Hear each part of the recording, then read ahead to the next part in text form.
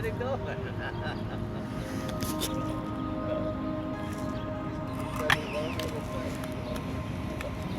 He came over and then he brought another guy over.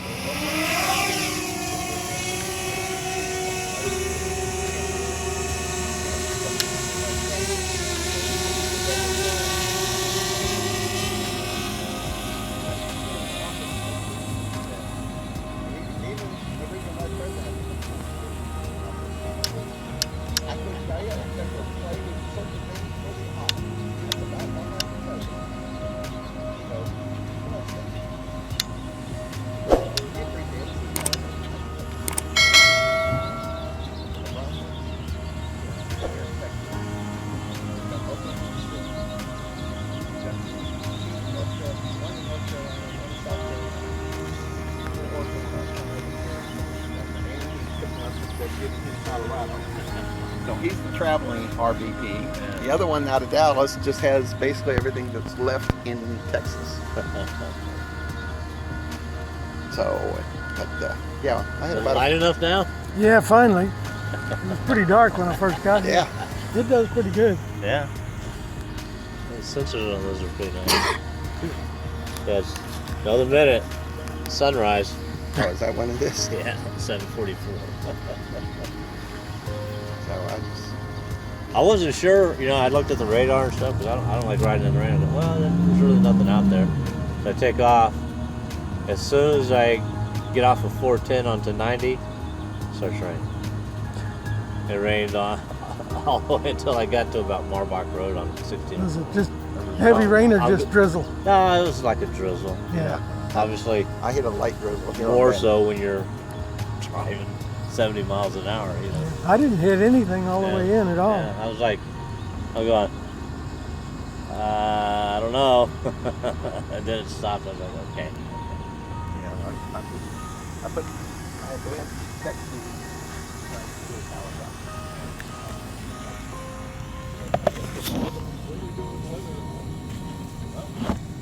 45% chance of rain in the morning and all morning long, and I think the baby, my driveway's damp. The light doesn't come out. Okay, I just want to make sure. That's what I was watching. So I put the text out yesterday, and Dean said he expected to get something today. He said he wasn't going to get that. Right. It's just a subdivision, but then I go on Sunday night, I go down to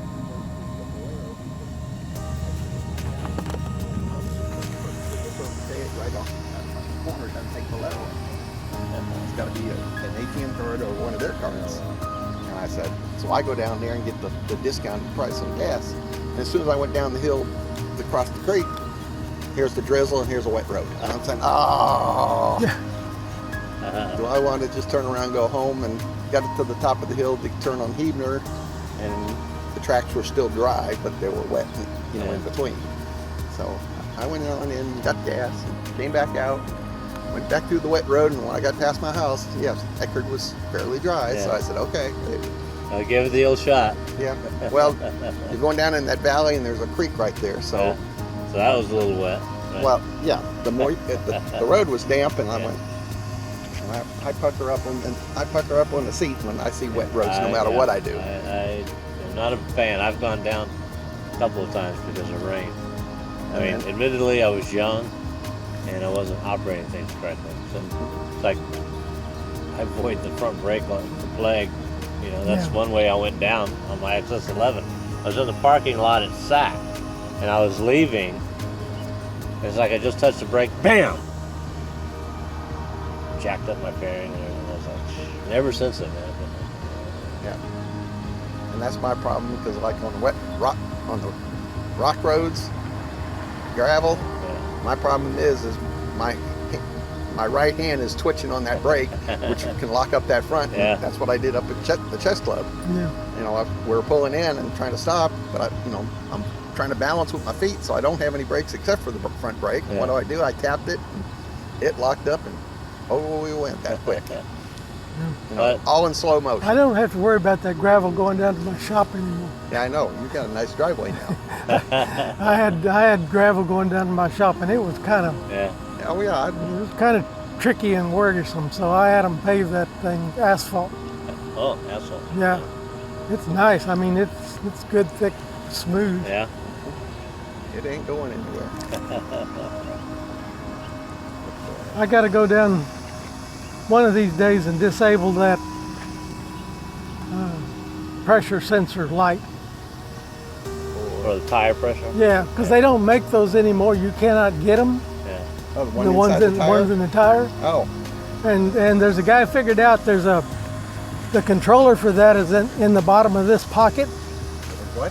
The controller for that is in the bottom of this Oh, pocket. You okay. pull it out and you just jumper 2 wires, Oh. and the light goes out. Okay. I've got that Fobo on my bike. Yeah, To monitor my tire pressure. yeah. So, I like that. 'Cause mine didn't have a tire pressure This monitor. was a good idea, but you know, they put a rechargeable battery in there, and it only starts working when the tire starts spinning.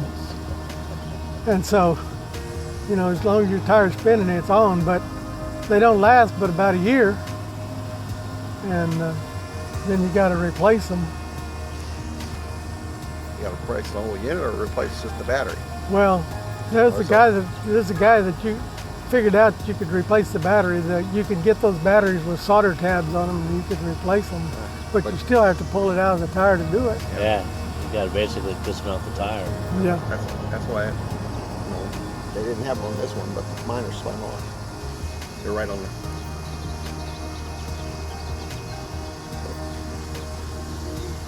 It would be hiding. Yeah, of course. It's up in there.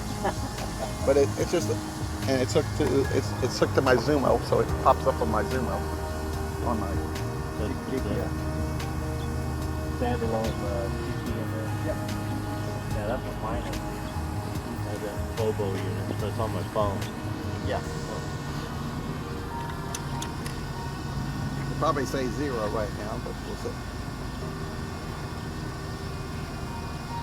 Yeah. Since it hadn't spun for about, So it kind of shuts off. they disconnect until the tire rotates a few times. Moving this spin.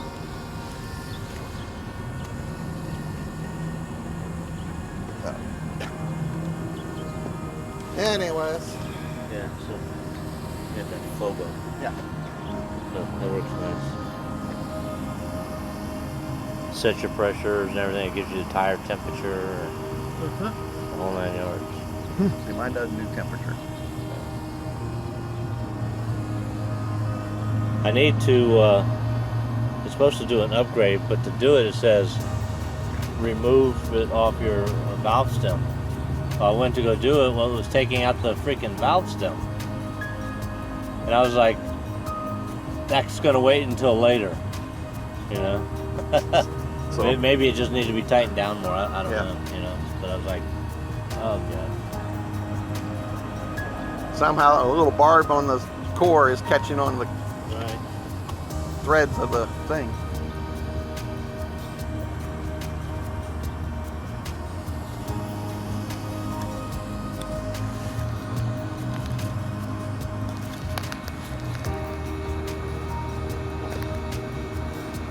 Nice sprinkles. Yeah. Yeah, 2 weeks ago when Ron and I ran to our Texas stops. Yeah. It was overcast when we left, and we got down through New Braunfels, got through Seguin, got to Kingsbury, did that one, and then we decided heading south to Cuero. And Cuero, we were looking at it, and it looked like it was raining down towards Victoria, and we had to go to Victoria to get to Edna. Sure enough, we got to Edna, and a little further, we had to turn a little south to get the Blessing, and all of a sudden we were in kind of this stuff for about the next 3 hours until we got over towards Galveston, and then we were out of it. I don't mind it so much on the highway. Right? It's when I got to drive around the city Yeah, or stop and go, and I hate that. that's You get me on the highway, okay. well, that's about what we did, and then we did Galveston, and then we did the stop there, and we decided we're going to head for Navasota up at College Station. Yeah. Call it a night because everything we wanted to do was northeast of there.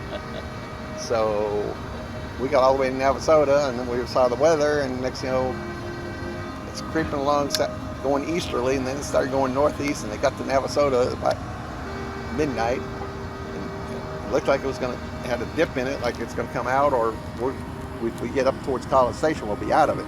Yeah. Well, it decided to go north with us. Oh, So, and then we had to go east out of College Station. So, first, all of Wednesday morning, we were just in this misty stuff. Hit one road construction, and where they're packing the dirt. oh joy. But it wasn't raining at that point. But it was packed. But there was 2 spots that were at least the length of these 2 spots. All of a sudden, when I saw it, it looked soft. Sure enough, I hit it, and I had to hit the gas just a little bit to get out, make sure I got through it. And I felt the back end kick a little bit. And even Ron said he felt that on his. That's a real booty clencher. And I was going, oh. We did the first one, and then I saw a second one. I just backed way off, told Ron, get through it. 'Cause that way I could at least gun it a little bit on the hard stuff, and then let up on it and just hopefully let it slide through, which it did, and have enough room to stop, because the traffic in front of them it was going down. It was one lane, a one-lane section for almost a mile. And I said, I was nervous the rest of the day. Couldn't relax. When I was in surveying, I was just a rodman. We did a bunch of work up in Navasota because they do that strip mining, but they had to survey the property, so you get the property lines and then contours of the land, because after they strip it, they have to turn it back to about the same. We had to tie in a creek and stuff like that. Yeah. That's some of the hardest work I ever did right there. I mean, I'd be swinging literally a machete all day long. We cut down trees with machetes and stuff. I mean, you'd go to the hotel room at night, soaked with sweat and stuff, put your stuff at the AC. Yeah. You wake up in the morning, it's still wet, but now it's cold. Put it on, go out to the middle of no place, pull off to the side of the road, get out, grab your gear, start trucking through grass that's high. And as you know, in that area, it's pretty moist in the morning. So you're just constantly sweating and wet and stuff, that was a lot of fun. We come back and we do work around here, and it was like nothing. In fact, we had to do work with another crew one time, and our job was to cut the line. Their job was to turn the angles. It was a power line job. And so we get out there, man, we just all the way out to the power line, and we stop. We're like, okay, we're done, and we're sitting there waiting. What the heck, So we walk way back. They were laying on the ground, taking a nap and stuff like that. And George was not happy about that. And I guess our party chief had told him about it. And I noticed my next paycheck, I had quite a bump in pay. What I found out was... Battery already, yeah. What I found out was he docked them a day's pay. And I was like, okay. As long as it's not the other way.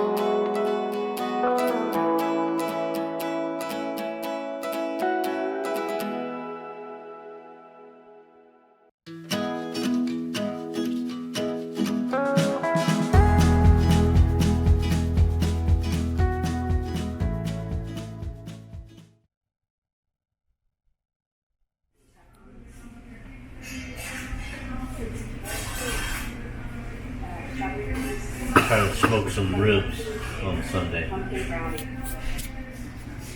But I guess I need to start early because around 2 o'clock that front is starting to move in. Oh yeah. You see, I look at the thing and you can see the temperature drop is okay. Ribs are like a 4 or 5 hour cook, you know. So. Plus, I need to give that new dog that we have a bath. He's short hair and pretty clean, but you can see when he's getting on